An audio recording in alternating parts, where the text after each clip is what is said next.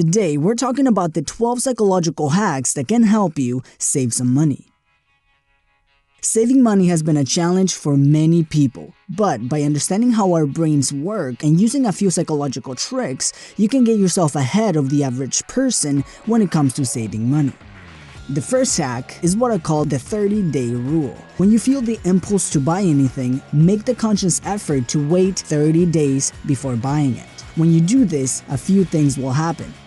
You reduce emotional impulsive buying.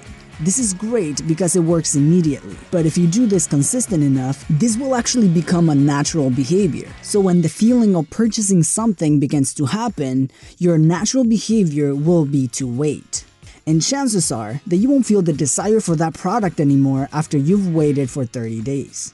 Normally, when we want to buy a product, it's because that product is probably pretty popular at the time, meaning it is at a peak price. So even if you wait for 30 days and you still want it, chances are you might be able to buy it at a reduced price. The second is to avoid advertising as much as possible. I know in today's world it's pretty much impossible to get away completely from advertising.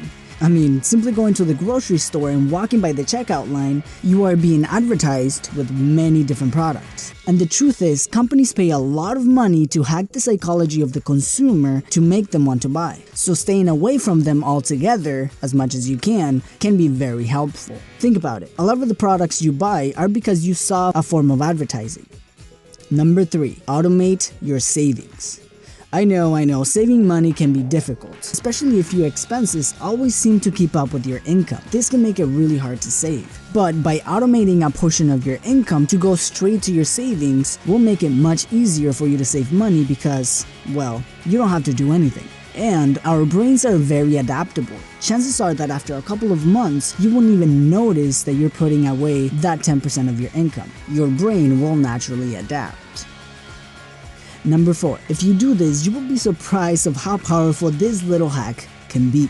Give your savings account a meaningful name. If you're saving money to invest and grow your wealth or for your kids' college education, giving your savings account a meaningful name will make it much harder to take money out of that account. By naming your savings account after your daughter, for example, you are attaching emotion to this account and it'll make it much harder to cash out. I mean, think about it. If you have a savings account named after your daughter or your mom, you don't want to hurt it. Bonus point, if you purposely attach emotion to this account. For example, if you're building your wealth account and you name it after your daughter or your mom because the purpose of this money is to one day allow you to provide better for them. Now, this will make it even much harder to cash out. Number 5, eat before going shopping. I'm sure this has happened to you. You go to the grocery store hungry and you end up buying things that you absolutely did not need. By eating before going to the grocery store, you will limit your hunger-driven impulse purchases. Number 6, create a meal plan and a list before going grocery shopping. By knowing exactly what you need can help you avoid buying things that you don't need or buying too much for what you do need. When you have a meal plan, you have a good idea of how much you need of each ingredient. So this way, you don't buy too much of it and have it go to waste. Plus, having a list will help you spend much less time at the grocery store and prevents the hassle of going back because you forgot something. And spend less money because the more that you go to the grocery store, the more you tend to spend. Number 7, use cash. Humans are very motivated by not losing things. We naturally do not like giving up things that we already have. When you use cash, you feel like you're giving away something that you have. But when you pay with your card, you still keep the card and your brain doesn't have the natural feeling of losing something. It is harder to hand over $10, $20 bills when you buy those cool headphones than it is to swipe a card. Bonus point if you only carry big bills. Who wants to break up a nice $100 bill for a little pack of gum? Number 8, convert money into time. Whenever you see something that you want, look at the price in terms of time. If you convert the price of those $85 sunglasses to how long you would have to work to pay them, would you still buy them? Are the glasses worth losing 7 or 8 hours of your life? This will give you perspective on what you are actually spending and what it takes to earn it by thinking of the time that you're spending into this product. I mean, are you willing to give up 160 hours of your life for a new TV? Or is there something better you can spend your money on? Number 9. Creating a monthly income statement and track your expenses. When you write down how much money you're making and how much money you're spending, gives you an insight of where your money is going. Simply by knowing where and how you spend your money will help you be more conscious of your spending. And it doesn't have to be complicated. You can simply split a piece of paper, I personally do it in a whiteboard, into 2 parts.